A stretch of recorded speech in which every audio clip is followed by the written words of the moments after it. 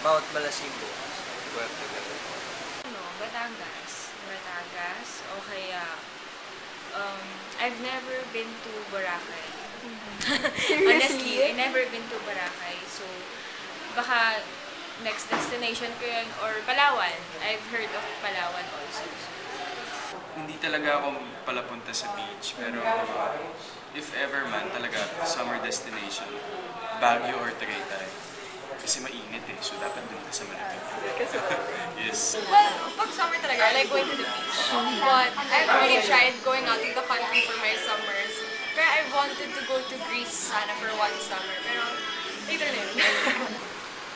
Usually, during summer, we go abroad, my family. This year, we started early because Holy Week starts at the end of Holy Week's at the end of March, right? So, tama-tama, we scheduled it early March, so that April, the kids will be busy because this year, kasi nakiusap yung daughter ko, she wants to take guitar lessons, and my son wants to take summer football.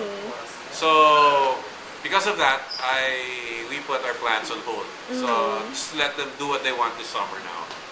Actually, outdoor na, pero gusto namin medyo tahimik lang. Hindi maingay, oo. Kasi alam mo naman na yung trabaho natin, di ba? Tapos sayaw pa ako ng sayaw, so maingay na. So, ngayon, lagi na kaming ganito, yung tahimik yung lugar. So, ako naman, outfit, summer outfit. Yeah. Siyempre, sexy pero hindi masyadong revealing. Siguro ganun kasi masyado baka public yung lugar eh. So, syempre, ingat pa din. Boracay and Nuvali because that's where I wakeboard. Any beach or anywhere basta you're traveling. Siyempre, Bora sana eh. Pero this time yata parang hindi pa ako makapunta kasi gusto ko pag pumunta ako doon kasama ko yung family ko para mas masaya. Tsaka gusto ko rin talaga silang dalhin doon kasi gusto rin nila pumunta doon.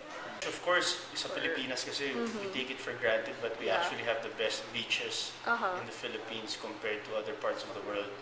Boracay is the number one destination. If you're looking for both leisure, nightlife, and also having a quality ocean, dyan na yun, Boracay na yun, di ba?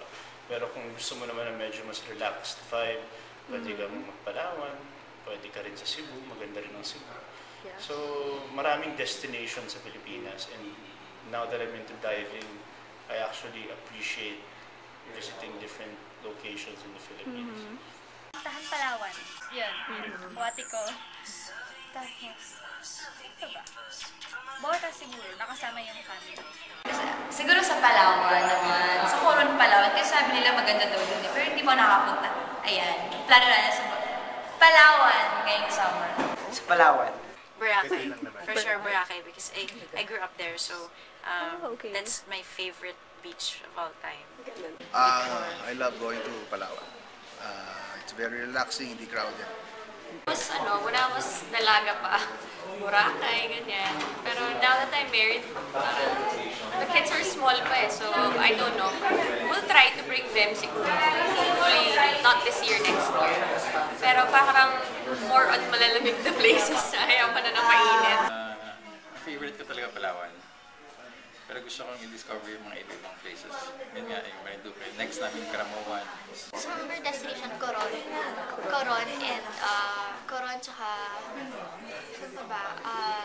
Basta beach. Basta bago eh. Gusto mo bago eh. Like, I think last year I found myself in Buscalan, which is like 24 hours from here by road and then by the hike. And I go anywhere. But right now it depends on what happens on the home where I'll be.